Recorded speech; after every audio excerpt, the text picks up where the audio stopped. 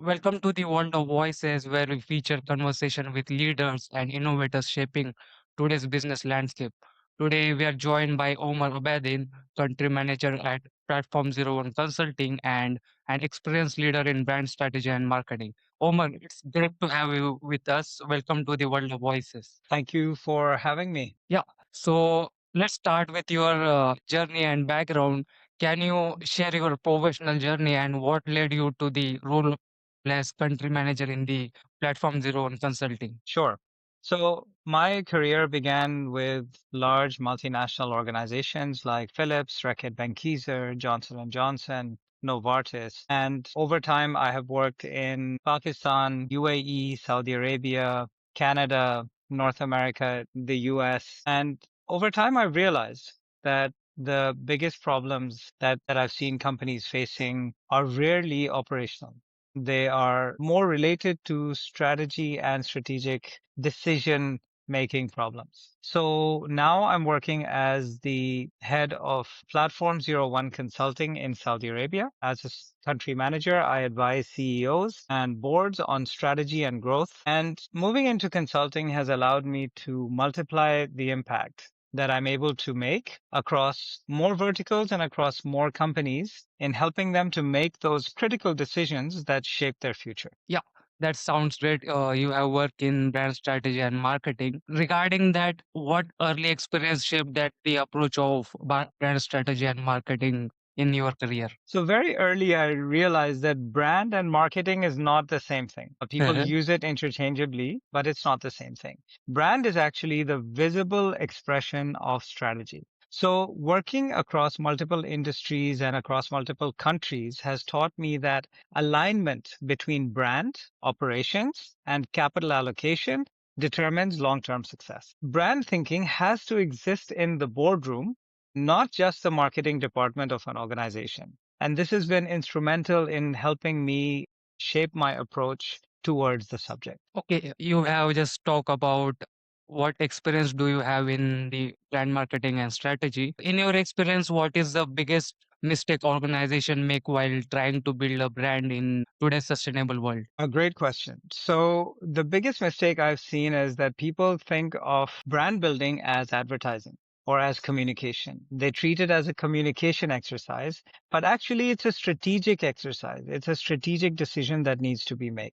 So if you focus on talking about your product through advertising and messaging without actually defining the value proposition or defining the brand architecture or the brand identity or the positioning of the product, you're going to fail because what is it that you want the consumer to believe in their minds and hearts about your brand? So the strongest brands emerge when business strategy and brand identity are perfectly aligned. Okay, so you have a great career in brand marketing and strategy. Was there a defining moment in your career when you realized the real impact of strategic branding? So there have been quite a few, alhamdulillah, but one that really comes to mind is when I was at Novartis in North America working on $100 million brand called Triaminic. Overnight, the government introduced a new regulation that would have taken Triaminic from an over-the-counter medication to a behind-the-counter medication, which means you would have had to get a prescription for it. And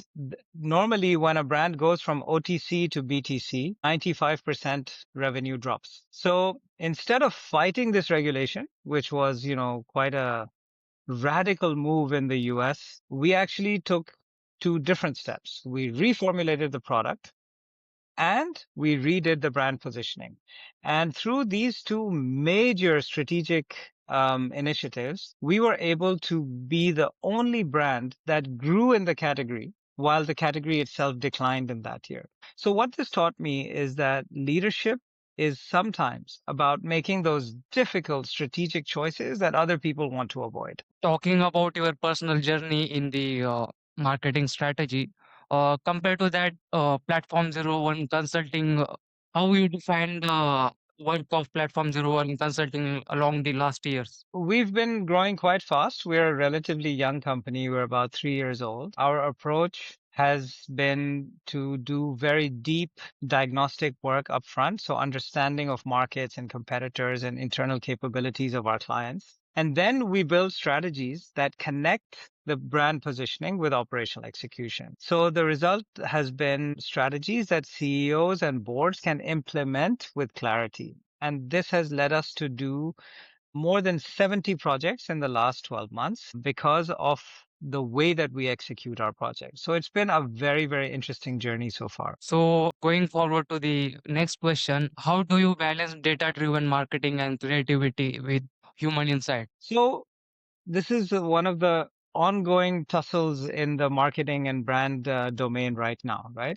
Data tells us what's happening. It tells us, gives us a picture of what is happening in the market with customers, trends, with different shifts that are taking place. However, it's creativity that helps us to understand why it matters to people, why it matters to the user, whether it's in a B2B context or a B2C context. So the best marketing combines the rigor of analytics with the creativity of human insight. And when this happens, you get beautiful, beautiful brands emerging. So how would you define effective branding in today's digital-first business? It has changed. Things have changed, right? So what is happening with digital platforms is that the distance between companies and customers has collapsed. In the past, it used to be, I as a marketing director, I will make a campaign. It will go on television. It will be a one-way communication from me to millions of consumers at the same time. Whether I'm selling ice cream or cars or cell phones, whatever it is, one-way communication. But with digital platforms, that communication has become very direct. I'm talking directly to one person, you or me. And so if we don't speak with transparency and with authenticity, we will fail. Every interaction, whether it be a product or a service or a content that someone sees, will either strengthen your brand trust or it will hurt your brand trust. So with these platforms comes immense power because now BYD is talking directly to the buyer of BYD, who's also hearing from all the other electric companies like Tesla and the other Chinese manufacturers that are in the world and the German companies that are in the world. They're all direct messaging the same person. So there's a lot of information coming through to the individual. The company that will succeed is the one that understands that consumer better, makes a brand that resonates with that consumer better, and is able to, and the consumer, when they look at that content, they says, oh, that's a brand for me. I like that brand. This brand resonates. Coming back to transparency and authenticity to build trust. Okay, so coming on to the innovation and strategy impact of the marketing, what Mhm. separate innovative marketing leaders from the rest of today's competitive landscape? There's several things that will obviously have an impact. The ability to build trust and authenticity, right? The ability to build communities and ecosystems is very important because now people are engaging with entire brand ecosystems, not just with individual brands for individual tasks. Understanding how to leverage AI to create personalized content and disseminate that content. I mean, there are so many ways in which brand trust can be built over time. Talking about artificial intelligence, how would you think artificial intelligence helping the today's brand marketing and strategies for companies? Well, I mean, AI is going to drive personalization like crazy because now you have the ability to create content at scale for millions of people individually. So even now, for example, on LinkedIn, I'm getting ads that say, "Hi, Omar, this ad is for you." Now, you can debate the quality of the advertising, but the personalization is already happening. Similarly, very soon, the big platforms like Google and Meta and all the new ones that will emerge now from the chat GPTs and the Anthropics of the world, all of them will start talking to you as an individual and saying, "Hey, Omar, you're a size 8 in this product. This shoe just came out in size 8. It's you like green and brown. You should look at this shoe. Do you like this shoe? Do you want to see how it looks?" Then they will show you how it looks on your feet. Then they will say, "Okay, do you want to click? Do you want to buy?" We will have it to you in 24 hours. And you don't even have to click anything. You'll say, just say, yeah, I like that shoe, send it over. Because you know there will be a refund policy and blah, blah, blah. So you just order. So the level of personalization that will take place will be very high. But at the same time, the need to buy from authentic and trusted websites and apps and product services will become even higher. So the need to develop a strong brand, to establish an emotional connection with the consumer, will become even more important in this age of AI, where deepfakes and nonsensical content exists every day. You will keep going back to those brands that have earned a place in your heart, that you know will never mess with you. So whether it's iPhone or Samsung or Nike for sportswear, or a particular brand of car, you will base your decisions on trust. So the relationship of the brand with the consumer will become even more important in an age of AI. Okay, so coming to the next question, what marketing trends do you believe will define the next generation of brand marketing?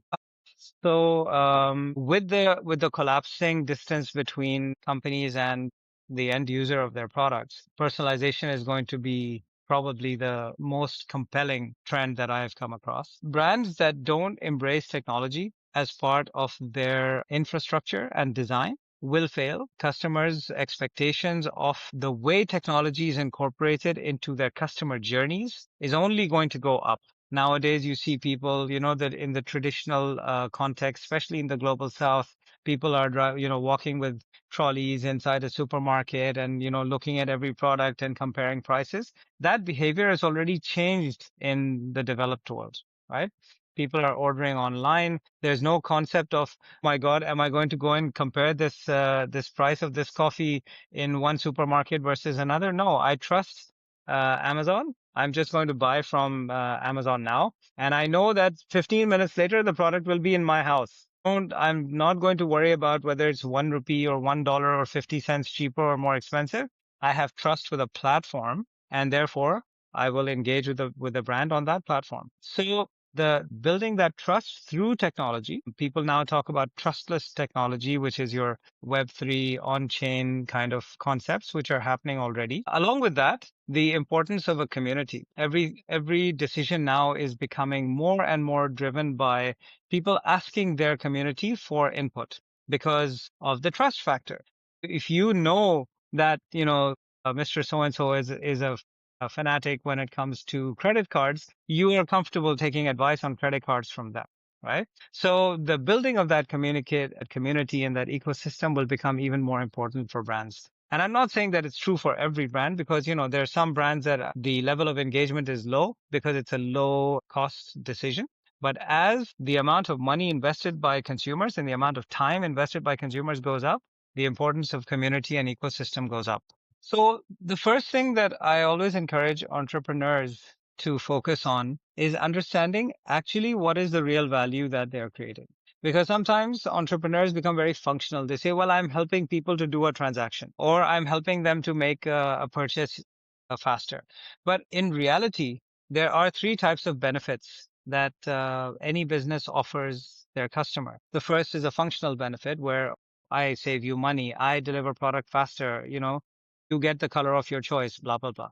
The second one is an emotional benefit. Or how do you feel when you engage with our product or service? Do you feel reassured? Do you feel confident? Do you feel empowered? Do you feel in control? Or do you feel helpless and angry and frustrated and, lost? And then the third type of benefit is experiential. Experiential combines the functional and the emotional benefits together. And this is where people connect at the most deep level. So if you look at the way Nike promotes its brands, or you look at the way Apple promotes its products across the world, or you look at the way that Tesla sells cars. Tesla is a technology company, and it's proven by the fact that you barely get to interact with a human being in the purchase of the entire car. You don't need to talk to a person. You go to a website, you order a car, you order your specs, you order the color, you set up the payment plan, and you take delivery. And even when you go to collect the Tesla, there's no human being there. It's a completely technology-based experience. The Tesla happens to be a product that is sold through a channel just like anything else. And for us in the global south, we're like, you're going to buy a car without even talking to a human being? This is impossible. But the world is selling houses without talking to human beings. Every kind of asset is now being moved through digital channels. So understand the value you create. Then align the brand, the product, and the customer experience from the beginning. Align the brand and the product experience from the beginning. If you don't know what your brand is going to stand for, the customer will not be clear either. Always remember that when you're building a brand, when you're building a business, you have to be consistent in the way that you make choices in that business. If your priority is customer service, please make that the centerpiece and make customers happy at all costs. Make them come back to you over and over again because of the way that you have handled customers. And believe me, there are so many horrible customer service experiences in the world out there that if you can delight customers, you will win. Just be consistent about it. So that would be my advice to entrepreneurs. Yeah.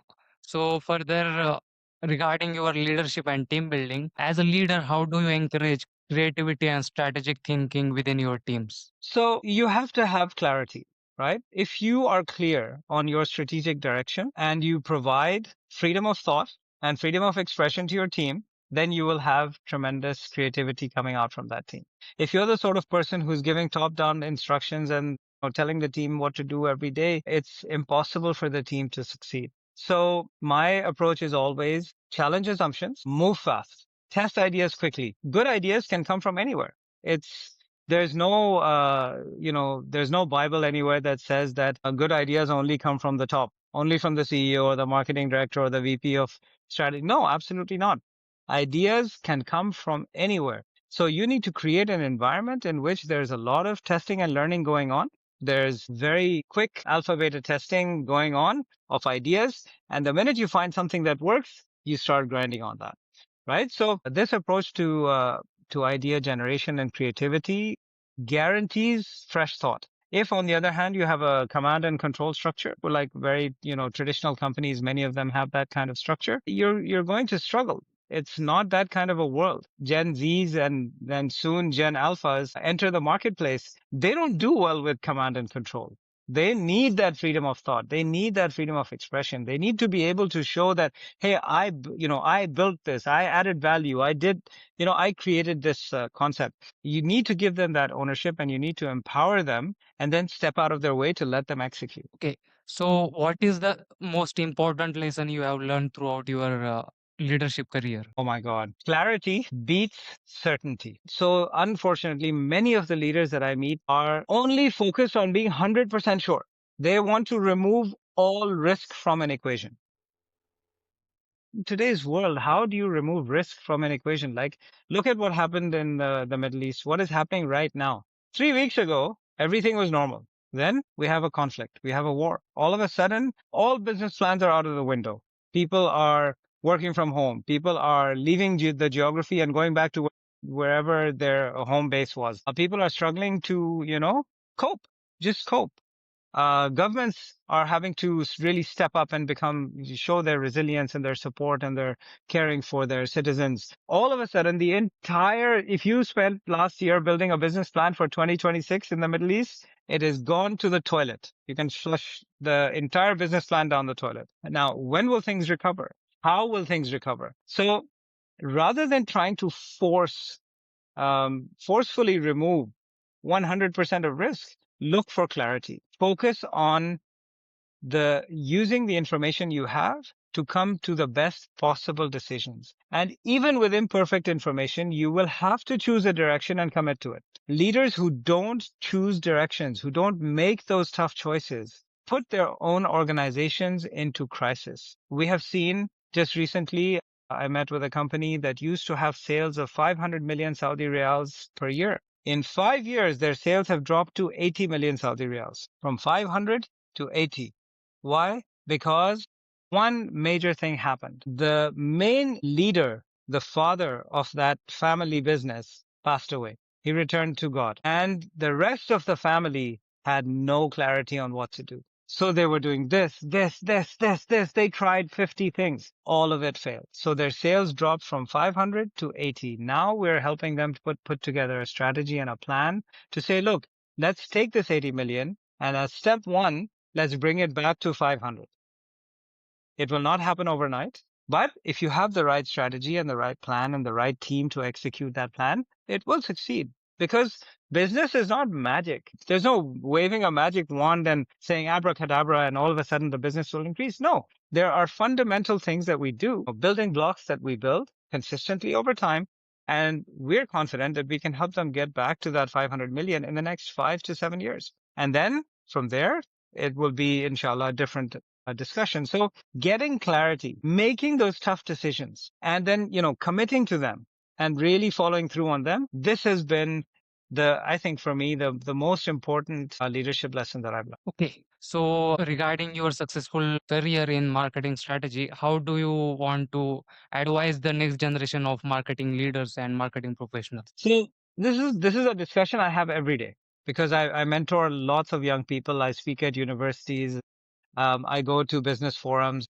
I'm invited to talk at different places. My humble request to all young and aspiring marketers is please start thinking long term. Stop thinking about tactics only because tactics are execution, right? They are how you execute a plan. Really spend time to understand business and brand strategy. If you can understand where your brand will be in 5 years, if you've got the brand architecture done properly, the brand identity is clear in your mind. Again, get clarity, right? On where you want to go. If you don't know where you want to be in 5 years, how will you get there? You can just do clever things and make viral TikToks and do this video and that content and this influencer partnership. And it will look like you're doing a lot of things, but actually you're just spinning your wheels very, very fast. The brand is not growing.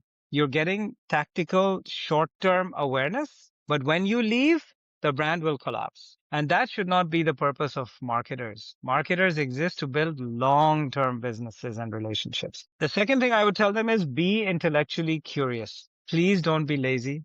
Please stop with the doom scrolling on TikTok and all the 101 different ways that are available to waste your time. Read, learn languages, stay connected to real business problems. Go out and meet people. I know some Gen Zs and some young people who, for them, the worst nightmare is having to talk to a real human being. They don't want to even pick up the phone to have a real conversation. They're afraid of this real interaction because they think they will have to think on their feet and, respond super fast and they won't have AI to help them with an answer. And so they actually freeze up. So now there are training programs teaching young people how to pick up the phone and have a conversation, how to build relationships, how to build trust. The best marketers are those who are going to take their analytical understanding and combine it with deep consumer insight. And you cannot learn about consumers by sitting at home and asking ChatGPT, please tell me about my ICP. It doesn't work like that. You need to get in front of customers. You need to see how they shop. You need to understand their actual journey every day. And if you can do these things, you will become a better marketer and a more long-term focused person, not just as a marketer, but as an individual. This would be my advice. Yeah. So speaking about your personal journey and your inspiration, who do you think you inspired by in your young age to build the marketing business and all these things? We were very lucky. We had some amazing people to learn from. I can think of 2 or 3 people that were instrumental in my career. One of them was my teacher of consumer behavior in my final semester at my institute, where I did my MBA from at the IBA in Karachi and way back in the day. That gentleman also became my first boss. He gave me a job offer before I left university, and I joined Philips working with him. His name is Shahid Zaki. He made a huge impact on my life and early development. Similarly, I had another teacher, Mr. Zafar, who taught us fundamentals of marketing and really inspired us. And he was himself a practitioner, worked in many large companies. So he shared real insights, and that this is what brought me towards marketing. But then you had people like, giants like Steve Jobs, who Mhm. were, the creators of massive brands like Apple. And the way that they did marketing was just, counterintuitive and phenomenally smart, and just inspired a whole generation of marketers to think outside the box and to be radical thinkers when it came to marketing. Then there were authors like Al Reese and Mr. Trout, who have written so many books, including the 22 Immutable Laws of Marketing. And then, of course, Philip Kotler, who's known, who used to be known as the grandfather of marketing. He created the traditional marketing textbook that was taught literally for 40 years and still is taught in most universities, from what I know. And these guys inspired me to write my own book. So I wrote a book called Building Brand You, based on my 30 plus years of brand experience. And the idea there is there's no theory in that book. It's all practical stuff based on what I've learned myself. So this is what I tell young people, that you are the sum of the 5 people that you spend the most amount of time with. If you spend time with 5 people who are smart, strategic, focus on the long term, love building businesses and brands, you will become like them. If you hang out with people whose only interest is video games and, weed, then you will become a marijuana smoking gamer. And maybe that will become, your niche, and you will become very, very, very successful. And, e-games are a massive sport nowadays. But the probability of success is lower, because there are hundreds of millions of gamers around the world, and only 1 or 2 or 5 or 10 of them make a lot of money doing it. So if you love what you do and you surround yourself with good people, then you will become like them. So that's my Yeah. advice. So you talk about the strategic and your inspiration in your daily life. How do you think leader can maintain work-life balance, and how do you manage your work-life balance in daily life? See, I'm one of those people who believes that the concept of work-life balance is finished. It's outdated. The expectation is that you will be on 24/7. You work when you want to. You have KPIs. You have to deliver those KPIs. You can do them in half an hour from a beach in Goa. Good for you. Go ahead and do that. If you need 26 hours in a day to deliver the same KPIs, then that just sucks to be you. It's tough. But the expectation that, oh, I will work only 9 to 5, this is a very Western philosophical thing. And especially even in Generation Z, people are realizing in the West that 9 to 5 isn't really a thing. So on the one hand, you have people pushing towards, oh, let's have a 4-day work week. And on the other hand, you have the global South that is basically switched on 24/7, and they live on their phones, right? So all your apps are on your phone. All your work products are on your phone. People are building technologies on their phones, right? Forget, they don't even need a laptop anymore. All you need is a good hotspot, good Wi-Fi, and you're good to go, right? And you need cable charging. So you need electricity, and that's about it. So there is going to be a clash. It's already there. You can see it, but there will be a clash among people who want to work 9 to 5 and 4 days a week versus companies that need you to work 24/7, 7 days a week. Now, I'm not saying that extreme is good, or I'm not saying the other extreme is good, but everyone has to come up with their own ratio of what works for life versus work. If you are a person who lives to work, then you will become a drone and you will only work 24/7. You have to set your own boundaries, and you have to find employers who are willing to work with you and give you flexibility. Whether that means working from home, whether that means working your own hours, whether that means whatever that means. So every single person is now engaged in this struggle for free time. So what is me time and what is company time, right? And for me, for example, as a leader of an organization in Saudi Arabia, that line has blurred almost 100%.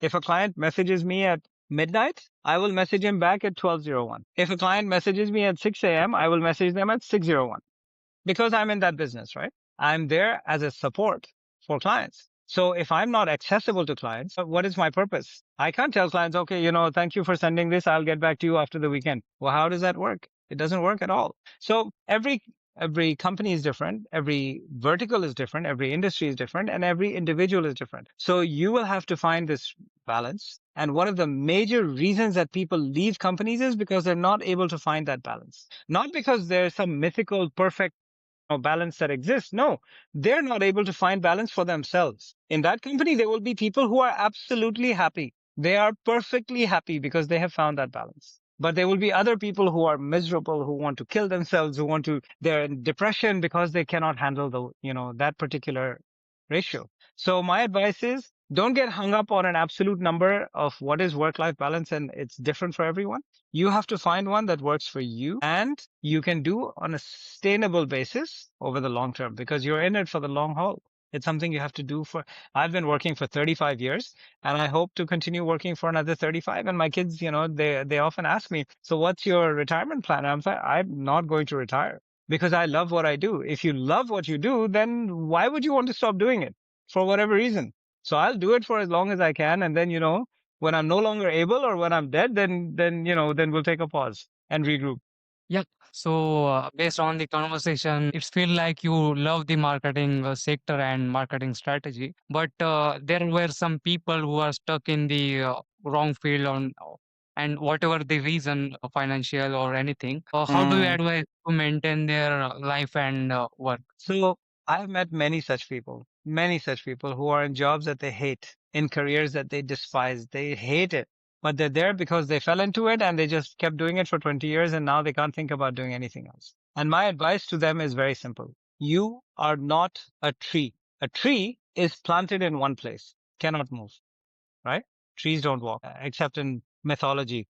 But in the real world, they don't walk, right? So human beings are not trees. I have seen people change careers after working for 20 years. I have seen people stuck in the same career for 40 years and died miserable, unhappy, angry, just unfulfilled. That's why actually I wrote the book Building Brand You, because the purpose of it is to understand who you are as a brand. And then you can actually look at yourself and your career objectively and say that my brand fit is good or my brand fit is bad. So if you're a person who loves the outdoors, who loves sunshine, who loves to be, in the company of other people, and your career of choice is accountant, and you're working in a mega firm in Pune, stuck inside a dark room for 16 hours a day, you are going to be miserable. You're actually going to be miserable. You will fall sick. You will be clinically depressed. You will have health issues. You will have all kinds of mental and physical problems because your life wants to go in one direction, but you're forcing it to go in another direction. This is what we call dissonance, where your state and the state of the world is disconnected. So this dissonance, the more you reduce this dissonance, the happier you will be. There's a wonderful Japanese concept called ikigai. They look at the world as four circles. So the first circle is things that you love doing. Second circle is things that the world needs. Third circle is things that the world is willing to pay you for. And the fourth circle is things that you're really good at. The happiest person in the world will see only one circle. All the circles will sit on top of each other. The perfect circle will be, Venn diagram will be zero. 100% overlap. The least happy person will have one circle here, one circle here, one circle here, one circle here. They don't know what they're doing. They don't know what they're good at. They don't have any idea why they exist. So there are many tools available to understand yourself, to understand what value you can add to the world and what you want to be happy doing. I know people who gave up corporate banking jobs to join an NGO working in education because they said, I cannot do this banking bullshit anymore. I want to work for the betterment of humanity. I will just work for the education of underprivileged children. And they gave up that whole career where they were making millions in dollars every month. And they gave it up and they said, can't do it anymore. Don't want to do it anymore. Just can't handle it anymore. So I will go and work for $1,500 a month for an NGO where at least I know that I'm adding value to the world. I'm educating children who need that help, right? So my advice is read the book. There are many tools available. The book will also give you many tools to find out what is best for you. But please remember, you are not a tree. You're not stuck to this life for the rest of your life. So that's a really great advice from you. Yeah. It was a great conversation with you, Mr. Oman. Thank you. Thanks for joining us today. It was a really great conversation and insight from you regarding the marketing sector. Thank you. Thank you so much for your time. Have a good day.